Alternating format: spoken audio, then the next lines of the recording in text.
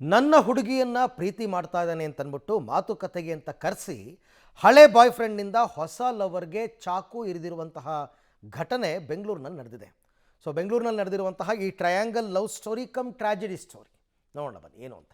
ಬೆಂಗಳೂರಿನಲ್ಲೊಂದು triangle love story. ಹಳೆ ಲವರ್ನಿಂದ ಹೊಸ ಲವರ್ಗೆ ಚಾಕು ಇರಿತ. ಬೆಂಗಳೂರಿನಲ್ಲೊಂದು ಟ್ರಯಾಂಗಲ್ ಲವ್ ಸ್ಟೋರಿಯ ಜಗಳದಲ್ಲಿ ಹೊಸ ಬಾಯ್ ಫ್ರೆಂಡ್ ಚಾಕು ಇರಿತಕ್ಕೊಳಗಾಗಿದ್ದಾನೆ.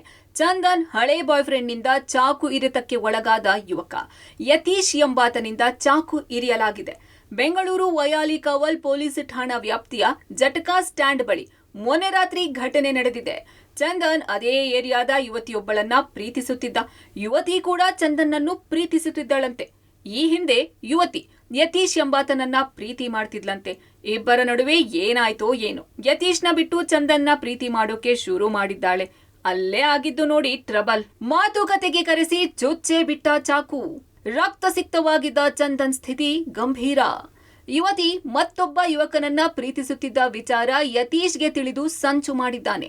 ಚಂದನ್ನ ಮಾತುಕತೆಗೆ ಅಂತ ಕರೆಸಿಕೊಂಡ ಯತೀಶ್ ಅಂಡ್ ಗ್ಯಾಂಗ್ ಮಾತನಾಡ್ತಿದ್ದಾಗಲೇ ಚಾಕುವಿನಿಂದ ಚಂದನ್ಗೆ ಇರಿದಿದ್ದಾರೆ.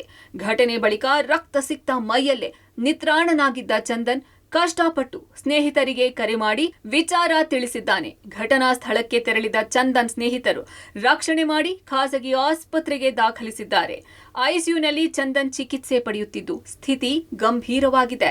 ಘಟನೆ ಸಂಬಂಧ ವಯಾಲಿ ಕಾವಲ್ ಪೊಲೀಸ್ ಠಾಣೆಯಲ್ಲಿ ಎಫ್ಐಆರ್ ದಾಖಲಾಗಿದ್ದು ಆರೋಪಿಗಳ ಪತ್ತೆಗೆ ಪೊಲೀಸರು ಬಲೆ ಬೀಸಿದ್ದಾರೆ. ಯುವತಿಯ ಇಬ್ಬರ ಜೊತೆಗಿನ ಪ್ರೀತಿ ಇವತ್ತು ಸ್ಟೇಷನ್ ಮೆಟ್ಟಿಲು ಹತ್ತುವಂತೆ ಮಾಡಿದೆ. Narasimhamurthy, Gavinagamangala, crime bureau, public TV.